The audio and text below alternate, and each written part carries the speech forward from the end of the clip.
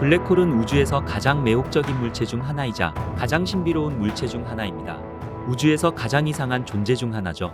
그중 일부는 너무 이상해서 아마도 사실이라고는 믿어지지 않으실 수 있을 것입니다.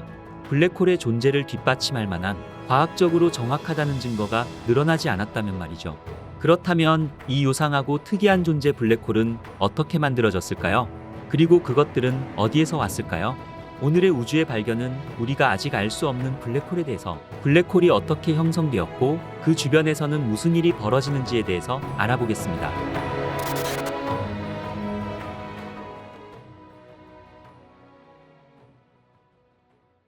까만 밤하늘에 수놓아져 있는 별들이 보이시나요? 반짝이는 별들은 왜 빛나는 것일까요? 별은 핵융합을 통해 빛과 열을 생성합니다. 별 내부에서는 수소 원자가 고온 고압 상태에서 헬륨으로 합쳐지면서 많은 양의 에너지가 발생하는 것이죠. 이 과정에서 방출되는 에너지는 주로 광자 즉 빛으로 나타나게 됩니다. 이 빛이 별의 표면을 통과해 우주 공간으로 방출되는 것입니다. 이렇게 어마어마한 열과 빛을 만들어내는 별의 핵융합 과정이 바로 우리가 반짝이는 별을 볼 수 있는 이유인 것이죠.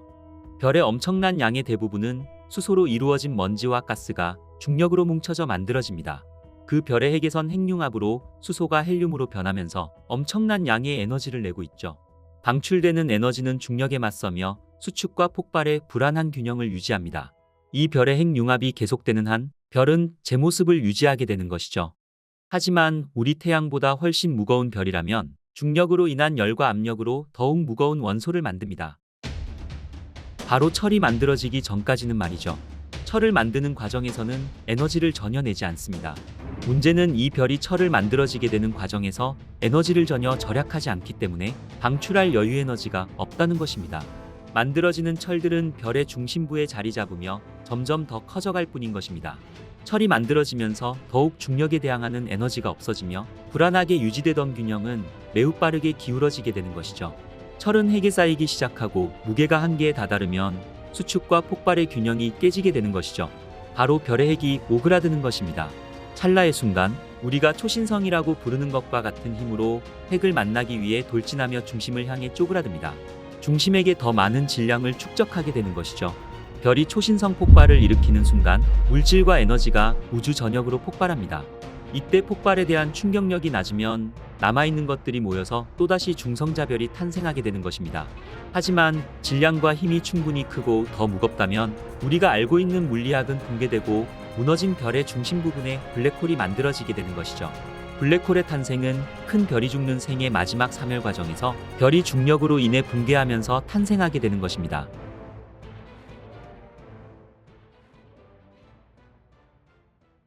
블랙홀이 이름 그대로 검은색이라면 블랙홀이 어떻게 존재하고 있다는 사실을 우리가 알 수 있을까요?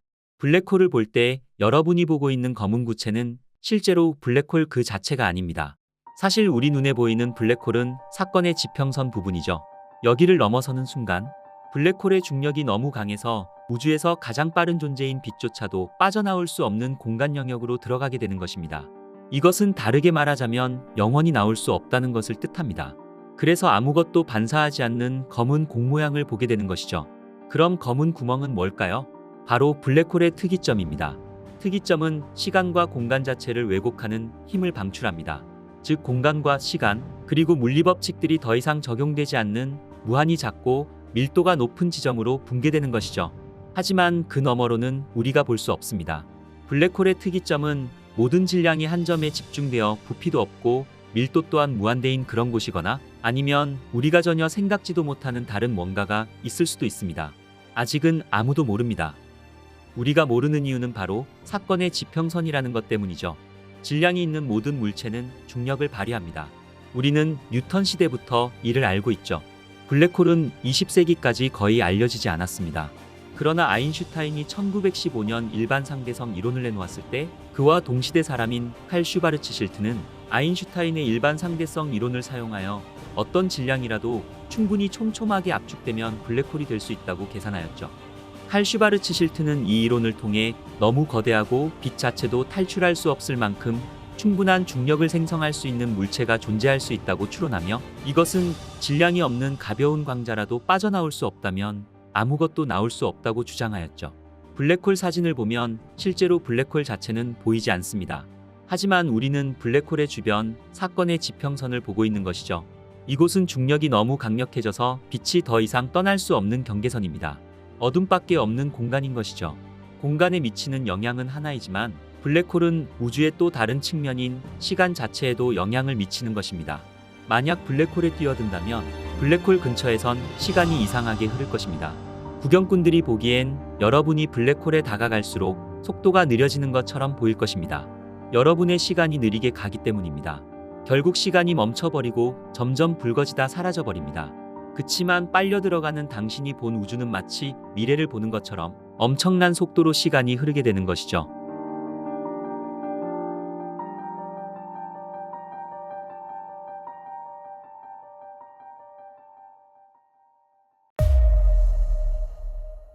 블랙홀이 처음 일원화되었을 때 천문학자와 물리학자들은 블랙홀이 실제로 존재하는지 확신할 수 없었습니다. 블랙홀의 최초 증거가 기록된 것이 불과 40년 후였으니까 말이죠. 블랙홀은 눈에 보이지 않기 때문에 과학자들이 블랙홀을 탐지하고 연구할 수 있는 유일한 방법은 블랙홀이 주변 물질에 미치는 영향을 관찰하는 것입니다. 여기에는 가스와 먼지가 블랙홀을 향해 떨어질 때 형성되는 입자 디스크인 강착 디스크와 초대 질량 블랙홀에서 폭발하는 입자 제트 K사가 포함됩니다. 이것이 엑스레이를 통해 블랙홀을 감지할 수 있는 방법인 것입니다. 블랙홀은 눈에 보이는 전자기 복사를 자체적으로 방출할 수 없지만 블랙홀에서 나오는 엑스레이는 실제로 부착 원반에서 발생합니다. 여기서 유입되는 물질은 강렬한 마찰을 통해 섭씨 수백만 도까지 가열됩니다. 하지만 유입되는 물질이 없는 블랙홀은 기본적으로 눈에 보이지 않으며 밝은 강착 원반도 발견할 수 없는 것이죠. 1964년 과학자들은 새로 개발된 엑스레이 위성을 사용하여 100조짜리에서 다량의 엑스레이를 방출하는 것으로 보이는 물체를 발견했습니다. 하지만 이상하게도 과학자들은 이 물체 자체를 볼 수 없었죠.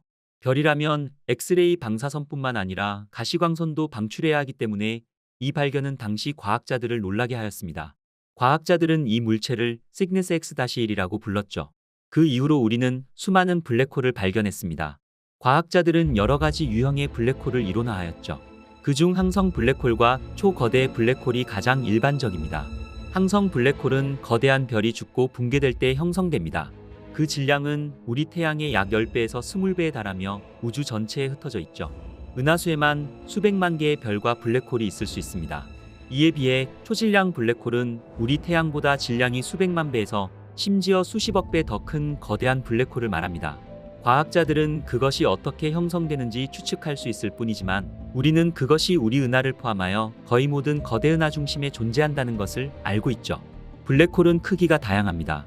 태양보다 조금 큰 별 무게의 블랙홀은 소행성 정도의 크기입니다. 그리고 초거대의 블랙홀이란 것도 있죠. 이것은 수십억 년 동안 존재하였으며 모든 은하 중심에서 볼 수 있습니다. 현재까지 가장 큰 블랙홀은 SO0014+81입니다. 태양 무게의 400억 배로 어마무시한 크기를 자랑하고 있죠. 지름은 2367억 킬로미터로 태양과 명왕성 거리의 47배 정도로 추정되고 있습니다. 그리고 우리 은하 중심에는 초대 질량 블랙홀이 있습니다. 우리 은하 중심에 있는 블랙홀 동수자리 A의 질량은 태양의 약 400만 배에 달하며 지름은 지구와 태양 사이의 거리 정도로 추정하고 있죠. 2019년 4월 10일 인류는 처음으로 블랙홀의 존재를 눈으로 직접 확인할 수 있었습니다. 미국과 유럽, 일본 연구팀으로 구성된 국제연구협력 프로젝트인 사상수평선 망원경 EHT 연구팀이 공개한 블랙홀의 모습입니다.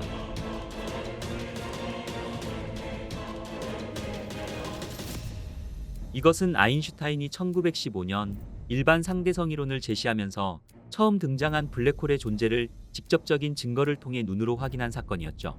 지름 1000억 킬로미터로 약간 기울어진 고리 모양 구조 안쪽에 있는 것으로 나타난 블랙홀은 마치 달걀 속 노른자처럼 그림자 한가운데에 약 400억 킬로미터의 크기로 담겨 있는 것으로 밝혀졌습니다.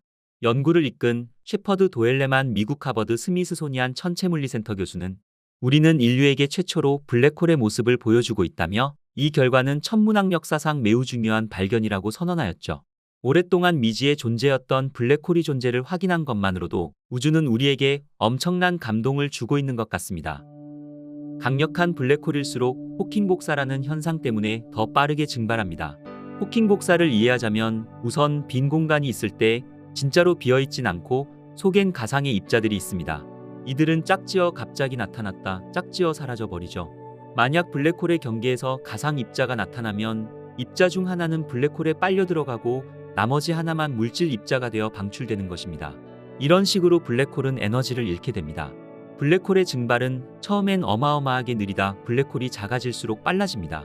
결국 소행성 무게 정도가 되면 미지근한 열을 내다 산만한 무게가 되면 태양 정도의 열을 내고 마지막 순간엔 핵폭탄 수십억 배의 폭발로 끝나게 되는 것이죠.